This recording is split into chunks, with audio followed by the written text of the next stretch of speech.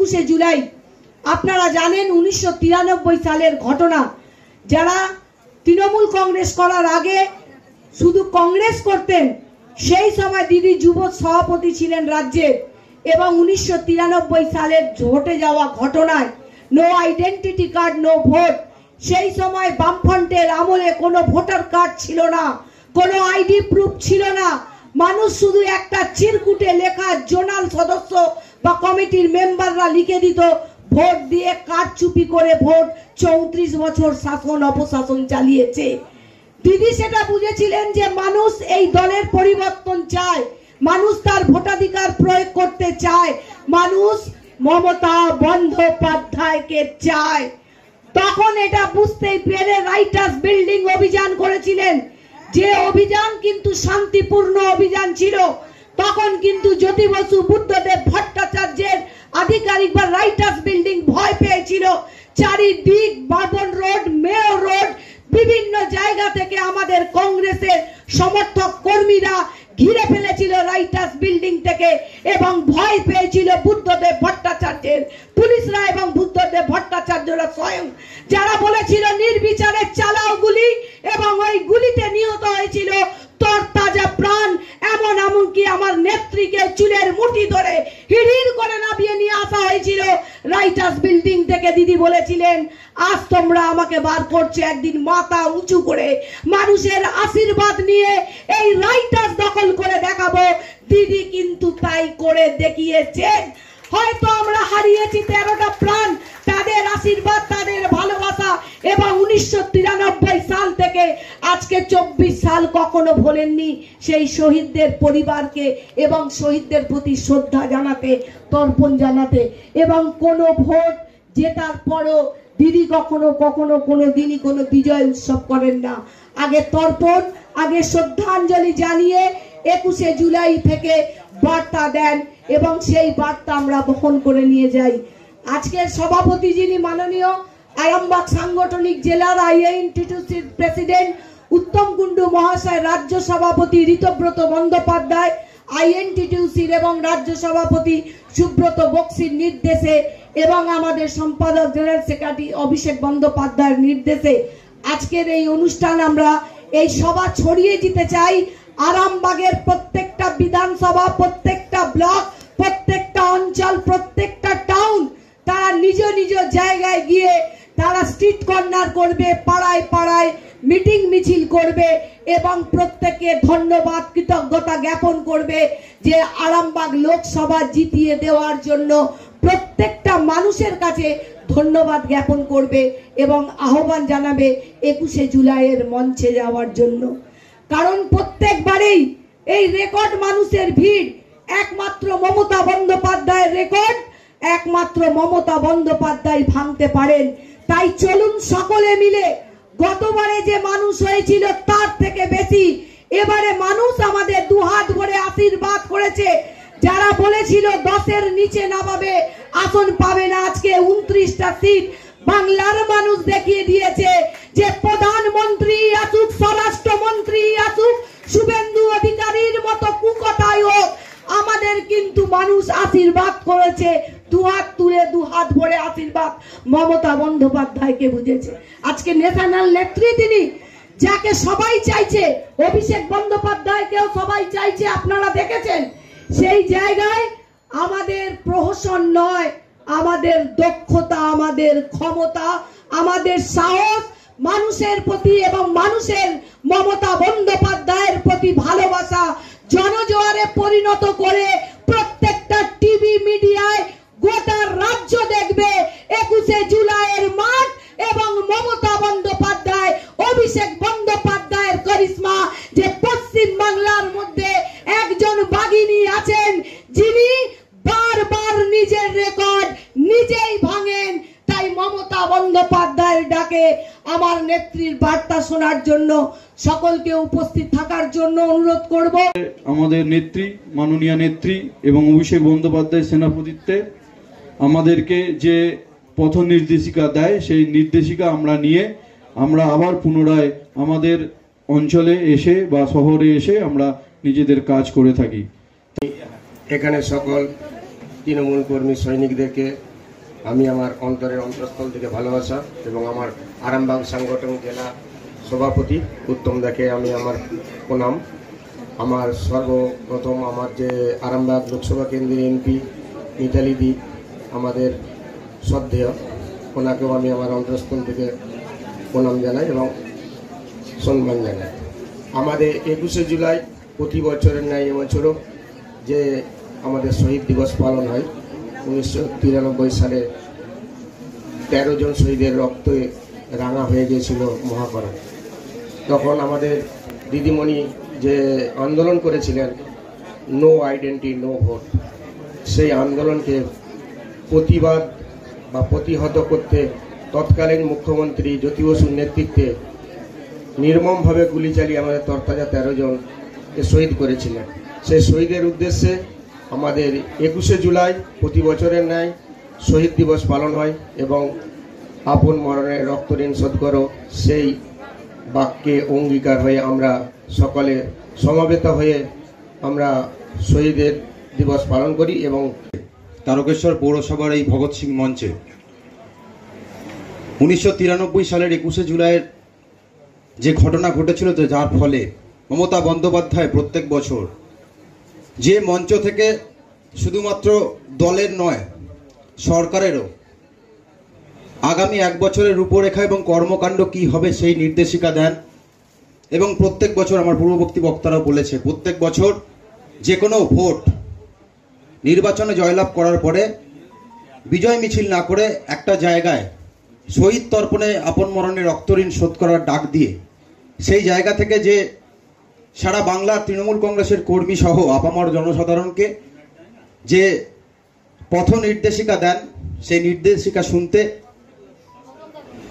অভিষেক বন্দ্যোপাধ্যায় সেনাপতিত্বে যে ডাক দিয়েছেন সেই ডাকের সমর্থনে আজকের প্রস্তুতি সভা। এবং আজকে যেহেতু আমাদের আরামবাগ লোকসভার নবনির্বাচিত সংসদ সম্মানীয় মিতালি বাগ মহাশয়া আমাদের তারকেশ্বরের মাটিতে ভোটের পরে প্রথমবার এলেন এবং তাকে সংগঠনের পক্ষ থেকে বিভিন্নভাবে সংবর্ধিত করতে পেরে আমরা তারকেশ্বরবাসী হিসাবে এবং আরামবাগ সাংগঠনিক জেলার শ্রমিক সংগঠনের বিভিন্ন শাখা সংগঠন হিসেবে আমরা আপ্লুত, আমরা আনন্দিত, আমরা গর্বিত। আমাদের হাতে একটা ভোটার লিস্ট পর্যন্ত দেওয়া হয়নি, আমাদের একটা দেয়াল লেখা পর্যন্ত হয়নি। আমি সবাইকে 10,000, 15,000, 20,000 করে দিয়ে কিন্তু আমি সবাইকে, আমাদের মেয়েরা প্রত্যেক দিন, আমি হসপিটাল 7 দিন ভর্তি ছিলাম, রূপা কুয়েলি মেয়েরা যারা ছিল টুকু সবাই দায়িত্ব নিয়ে প্রত্যেক দিন, আমার এখানে অনেক মেয়েরা রয়েছে, 200-250 মেয়ে নিয়ে কিন্তু প্রত্যেক দিন বাড়িতে বাড়িতে ঘোরাঘুরি করেছে। তাই টাউনে আজকে লিড পেয়েছে, না হলে কিন্তু আমি আবার মাথা নিচু করে আমি সকলের কাছে ধন্যবাদ জানাই, নমস্কার জানাই যে আপনারা হয়তো না থাকলে আমরা টাউনে কিন্তু ভোটে জিততে পারতাম না। কারণ অন্য অনেক কারণ ছিল, সকলেই জানে যারা আমরা দলটা করি। যেভাবে খেটেছেন আপনারা প্রত্যেক দিন বাড়িতে বাড়িতে 200-250 ছেলে মেয়ে নিয়ে গিয়ে বাড়িতে বাড়িতে, এমনকি আমরা একটা পোস্টার ব্যানার পাইনি, আমরা নিজেরা খরচা করে পোস্টার ব্যানার করেছি। হ্যান্ডবিল পাইনি, হ্যান্ডবিল আমাদের দেওয়া হয়নি, হ্যান্ডবিল আমার নাম খরচা করে আপনারা বাড়িতে বাড়িতে গিয়ে পৌঁছেছেন। যে মিতালির পুরো বাইরেটা তুলে ধরে আমরা কিন্তু সেই হ্যান্ডবিল নিজেরা আমরা করেছিলাম।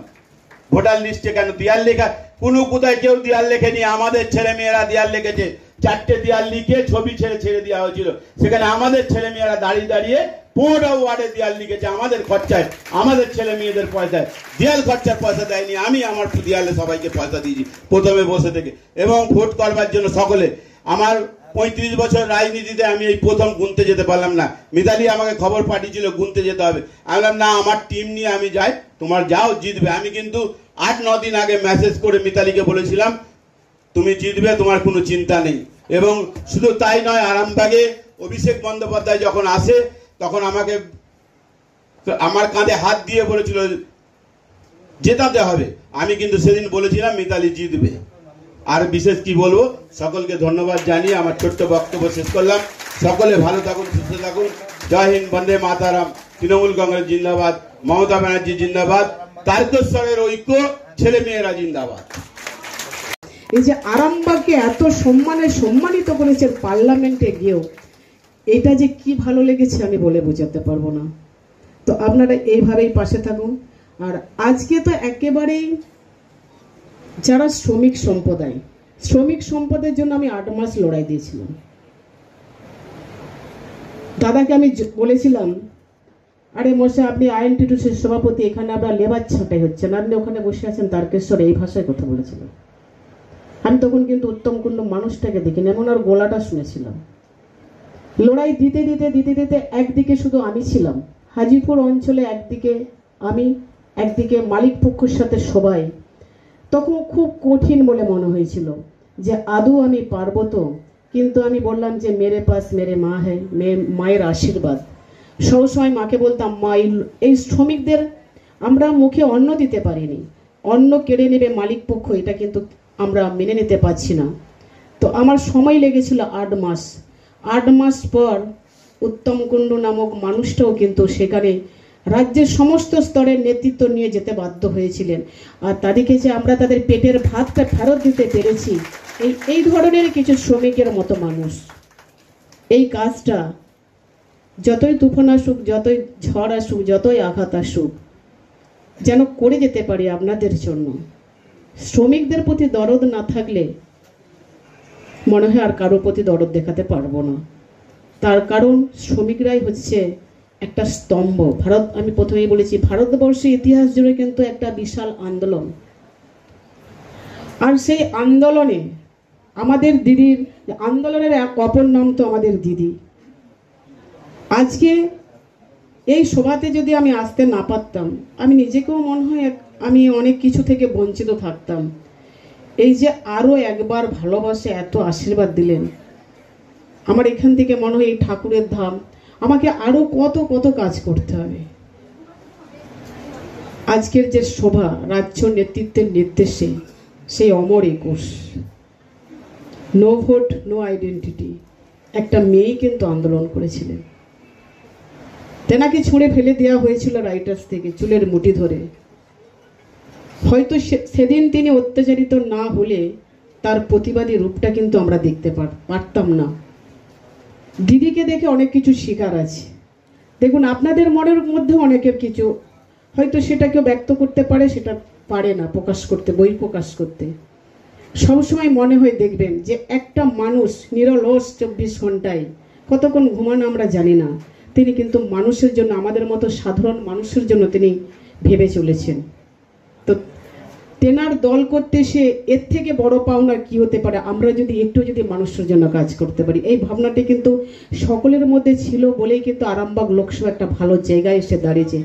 আগামী 4টে বিধানসভাতেও যে আমাদের ভালো জায়গায় যাব, তার ইঙ্গিত আজকেও এই সভাটা বলে দিচ্ছে। আজকে এত কয়েকটা সময়ের মধ্যে, কিছু সময়ের মধ্যে সকলে এসে উপস্থিত হয়েছে আমরা সে অমর 21 পালিত করার জন্য।